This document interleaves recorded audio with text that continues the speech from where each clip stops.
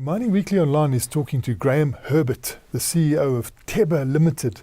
And again, we're going back to the issue of benefits which have not been received by a lot of mine workers, and there is quite a lot of money available. Graham, can you give us an update on what is happening with the mine workers who need to be paid benefits? Yes, certainly, Martin. We're very happy with progress. Since we started our radio campaign in the Eastern Cape, targeting beneficiaries of the 1970s fund, that was at the beginning of April, where we had 15,000 people either walk in or call in. That number has grown progressively over the last 3 months by 5,000 people each month. So a total of 60,000 people have been in contact with Teba in the last 3 months. So that's quite a good return that you've got from that radio campaign. And what are the areas that are affected?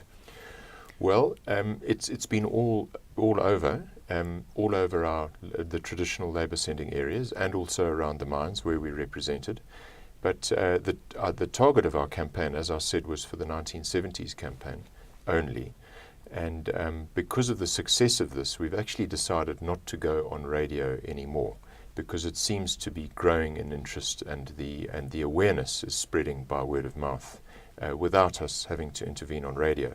We've noticed, though, in the 3 months, worryingly, that private operators have been advertising on local radio stations and community stations and inviting people to use their services.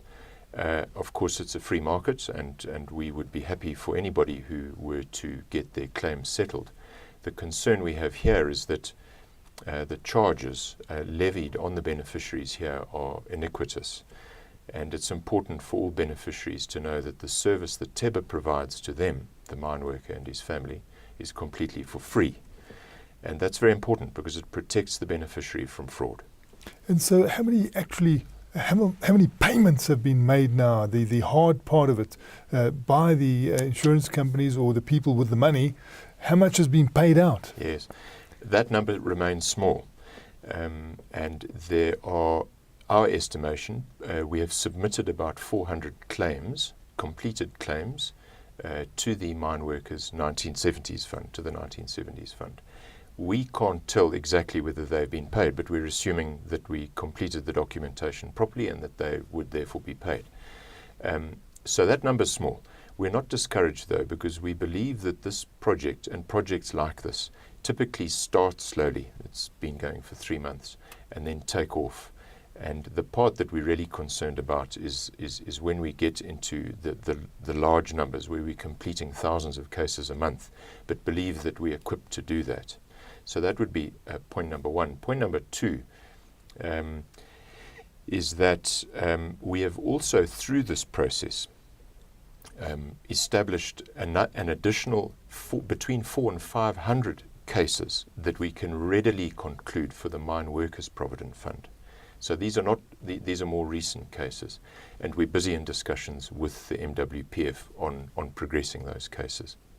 Yeah, so you've got these separate funds. You've got the 1970s fund and you've got the Mine Workers Provident Fund, and you managing to process the documentation for both funds. Yes, we are. In fact, it's not just limited to them. I mean, the MWPF covers most of the gold producers, but remember also that the platinum producers have their own provident funds too. And in this process, we're picking up beneficiaries who claim to be owed money by the various provident funds for the platinum producers too. Our back office, also through this process, which we are learning about as we're going on, is also being enhanced. So as our back office linkages between ourselves and the funds improve, we are able to check to see whether a person calling in has monies owing to them across all of those funds.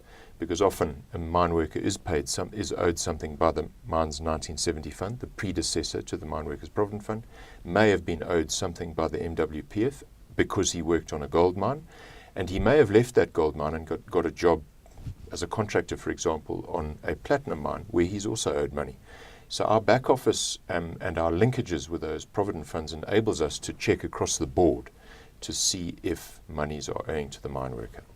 So this is a great resource that the mine workers can rely on obviously if you're doing it for free, they should come along to you, but some of them see fit to go to people who charge. And how much do they charge?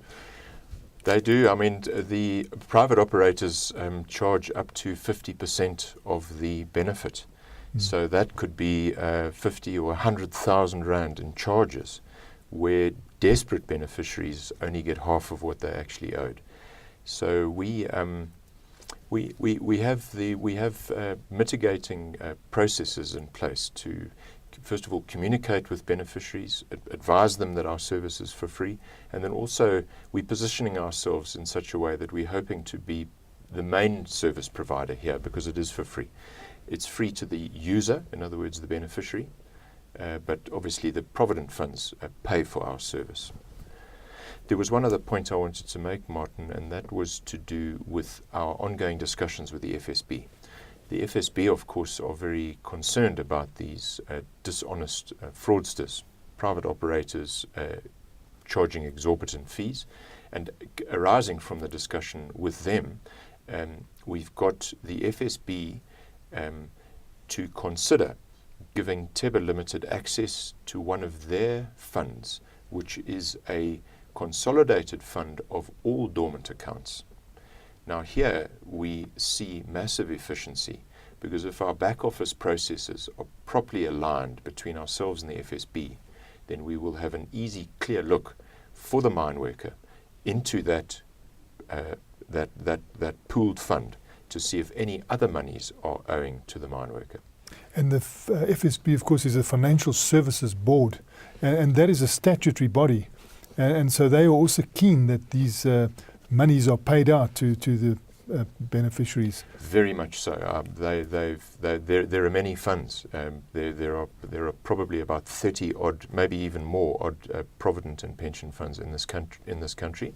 And the FSB does oversee that. And it is a statutory body, and there are rules that dictate how we, as a service provider, and the various trustees on the various funds have to fulfill their duties of care and skill and their fiduciary duties. That was Graham Herbert talking again to Mining Weekly Online.